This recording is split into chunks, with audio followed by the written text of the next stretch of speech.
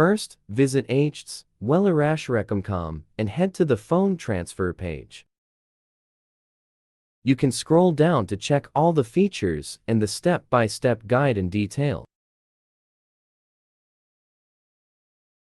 After that, click the Back to Top button. Click the Try for Free option to download it on your computer.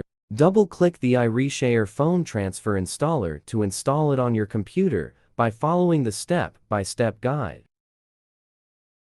Once finished, click Finish to close setup. To transfer apps from Redmi to OnePlus, run the software on your computer. Connect your Redmi phone to the computer via USB. The software will quickly recognize your Redmi phone.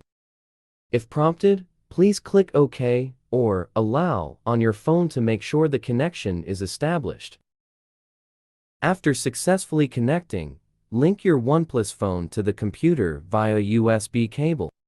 When the devices are recognized by the software, you will see Connected under them. Tick off apps, then click the Start Copy button. All the apps will be transferred from your Redmi phone to your OnePlus phone. It will take some time, please be patient. Click OK when the apps transfer is finished.